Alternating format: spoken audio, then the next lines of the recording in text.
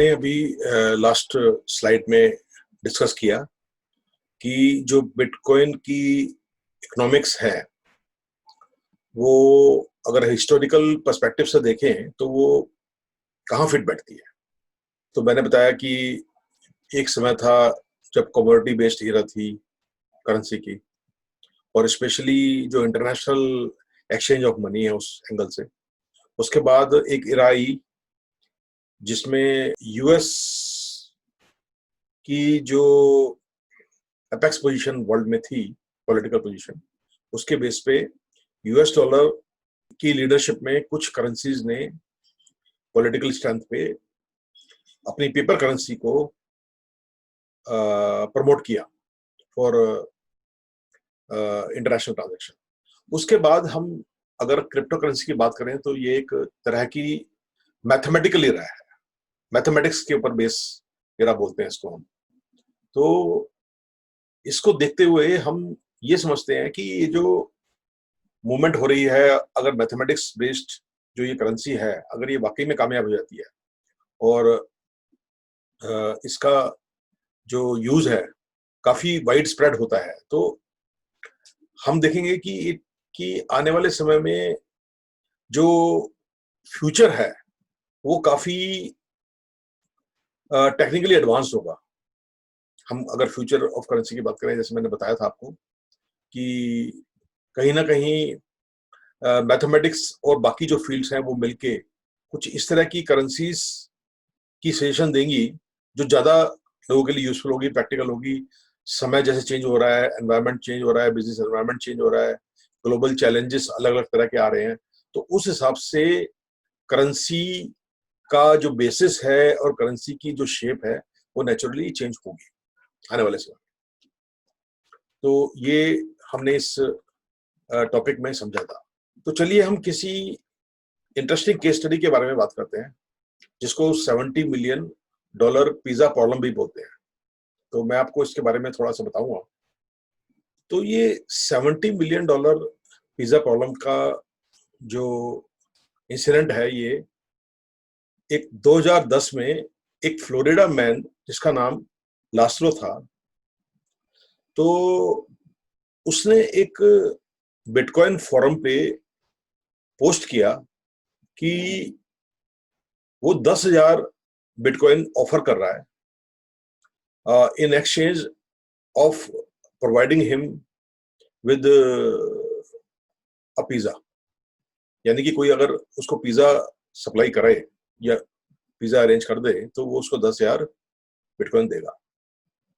तो आप जैसे जानते हैं कि बिटकॉइन की जो ओरिजिन हुई थी वो हुई थी 2008 में, और 2010 तक कोई रियल वर्ल्ड कोई ट्रांजैक्शन वगैरह नहीं हुई थी। जब हालांकि एक बिटकॉइन का जो रेट था उसके हिसाब से 10,000 बिटकॉइन का उस समय जो रेट चल रहा था वो $41 के आसपास चल रहा था। यानी कि बहुत ही कम रेट था, प्राइस था उसका $10,000 का, $41 के आसपास था। तो पर कोई बिजनेस नहीं हो रहा था, कोई ट्रांजैक्शन ऐसा कुछ नहीं था कि कोई ट्रांजैक्शन हो रही हो। तो बाई चांस एक ब्रिटिश पर्सन जो कि उस फोरम पे वो भी था, एक मेंबर था, तो उसने ऑफर किया कि मैं तेरे को 2 लार्ज पिज्जा अरेंज करता हूँ, ऑर्डर कर दूंगा पापा जोन से, और वो तेरे को डिलीवर हो जाएंगे, तो 10,000 बिटकॉइन मुझे दे दे। तो और उसने ऐसा किया भी, 2 लार्ज पिज्जा उसने ऑर्डर कर दिए लाजलो के लिए, और लाजलो ने 10,000 बिटकॉइन की जो क्वांटिटी है उसको ट्रांसफर कर दी। जैसे मैंने आपको बताया कि बिटकॉइन कैसे ट्रांसफर करते हैं, उसी तरीके से उसके एड्रेस पे, ब्रिटिश मैन की जो एड्रेस है उसको सेंड कर दिया 10,000 बिटकॉइन।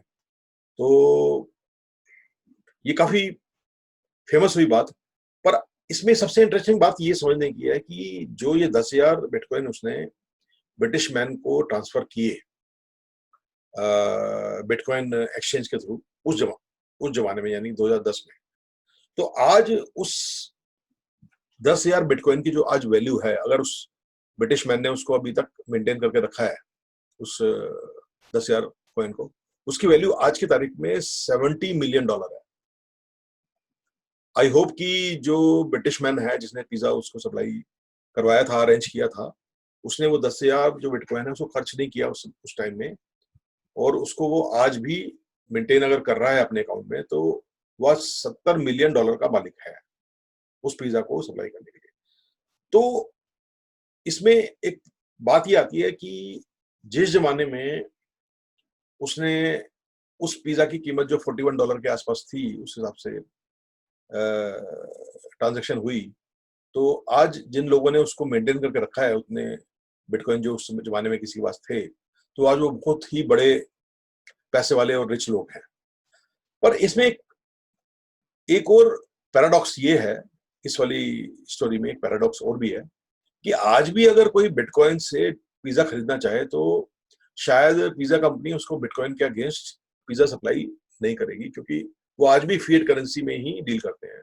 पिज्जा कंपनी हो गई, रेस्टोरेंट्स हो गए, वहां पे अगर आप जाएंगे तो आज भी ये प्रैक्टिकल नहीं है कि आप अपने जो बिटकॉइन है उसको आप यूज कर पाओ पिज्जा विजा खरीदने के लिए। तो ये एक बड़ी स्ट्रेंज सी और पैराडॉक्सिकल इंसिडेंट है, और ये दर्शाता है कि बिटकॉइन के साथ क्या प्रॉब्लम्स हैं, वैल्यू बढ़ रही है, घट रही है, और प्रैक्टिकल उसको कितना आप यूज कर सकते हो। हाँ, ये जरूर है कि आप अपने बिटकॉइन को, अगर आपके पास बहुत सारे बिटकॉइन हैं, उसको आप कन्वर्ट करके फिएट करेंसी में कन्वर्ट कर सकते हो डेफिनेटली। तो उसके बाद तो आप कुछ भी कीजिए उस पैसे का। तो ये इस तरह की आपको बहुत सारी स्टोरीज इंटरनेट पे मिलेंगी, आप पढ़ना चाहें तो। इसमें वीडियो के नीचे मैंने कुछ लिंक्स भी दिए हैं इस तरह की स्टोरीज के, आप उन स्टोरीज को पढ़ सकते हैं, तो आपको बिटकॉइन के बारे में और अच्छी नॉलेज हो सकती है। तो जैसे मैंने आपको बताया कि बिटकॉइन का वाकई में राइज तो हुआ ही, यानी कि आप देखिए कि $41 से उठ के सीधा आज वो $70 मिलियन है, 10,000 बिटकॉइन। तो इसका मतलब बिटकॉइन की राइज तो बहुत ज्यादा हुई है ओवर द टाइम, यानी कि उसकी डिमांड भी बहुत बड़ी है। इसका मतलब आगे उसका फ्यूचर भी बहुत अच्छा हो सकता है। तो अब सवाल ये उठता है कि एक एनालिसिस किया जाए कि ऐसा क्या कारण रहा, इतना जबरदस्त जो राइज हुआ बिटकॉइन का, वो क्यों है ऐसा? डॉलर का तो कभी नहीं हुआ। डॉलर भी अगर $41 उस समय था, $41 की वैल्यू थी, तो आज भी इस तरह से तो राइज नहीं करी है कि आपने किसी ने डॉलर उठा के रख लिया अपने पास और वो इतने राइज हो गए हो कि आज आप बहुत बड़े रिच लोग हो गए, ऐसा तो नहीं है। और या किसी और करेंसी में, इंडियन रुपीज में या किसी और करेंसी में ऐसा हुआ हो कि आपने 10,000 आपके पास इंडियन रुपीज थे 2010 में, और आज आप अरबपति हो गए हो, ऐसा तो नहीं हुआ। तो पैसे को रख के, पैसे को स्टोर करके, वो भी कैश में। तो इसका मतलब कुछ ऐसे फैक्टर हैं बिटकॉइन के साथ जिसने इसकी राइज को कैटलाइज किया, यानी कि उसको हेल्प किया इतनी राइज होने के लिए। तो बहुत सारे फैक्टर हैं।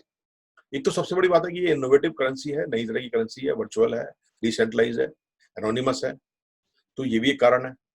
पर सबसे बड़ा जो कारण है उसका ये है कि जो, अगर हम देखें डिमांड और सप्लाई के एंगल को देखें, तो आज ये है कि जितनी भी क्रिप्टो करेंसीज मार्केट में हैं, आज भी उसका जो 50% शेयर है वो बिटकॉइन के अंदर ही है। आज भी लोगों को विश्वास जो है बिटकॉइन पे ज्यादा है।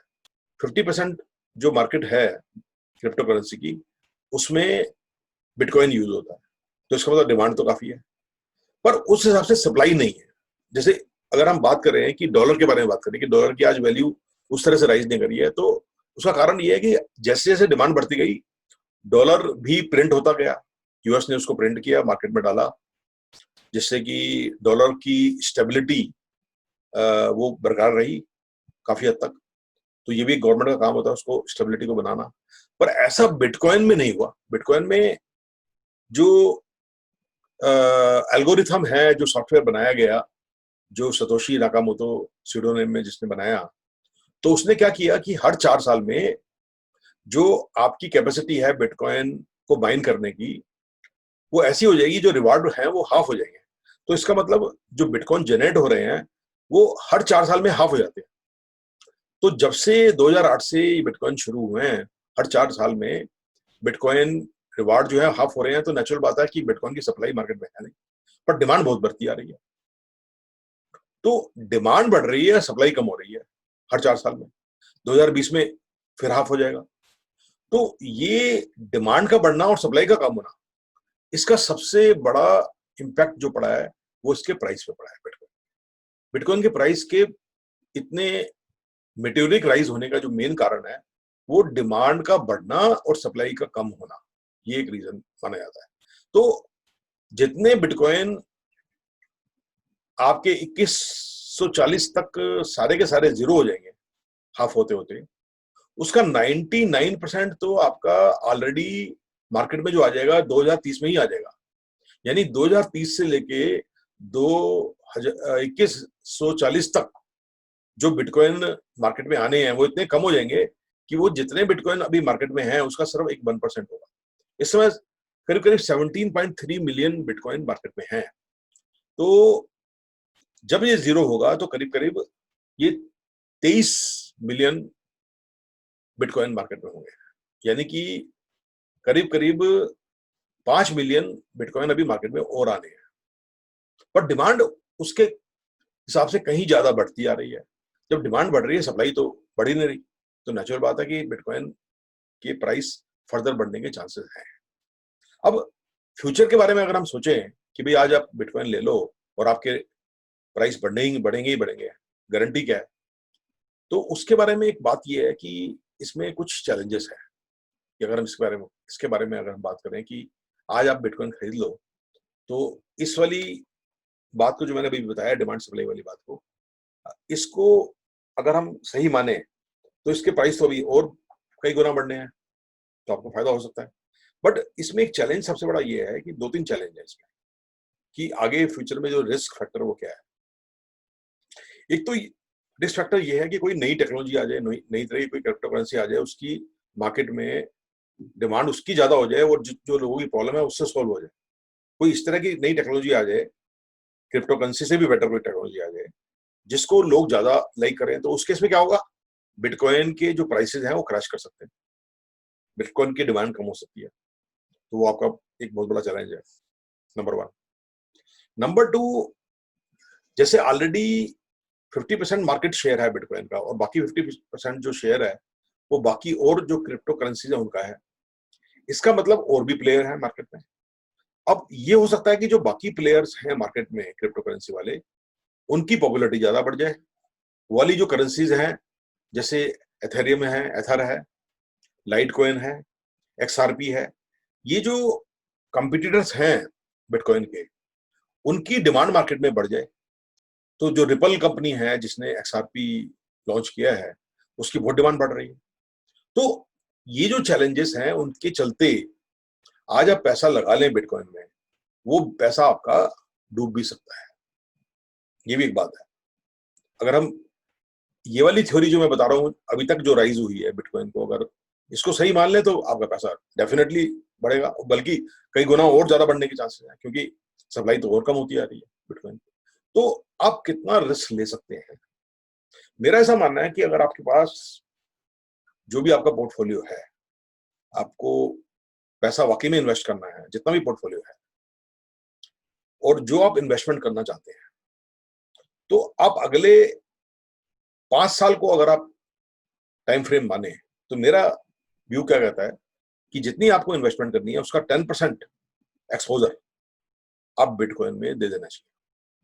ये रिस्क आप ले सकते हैं।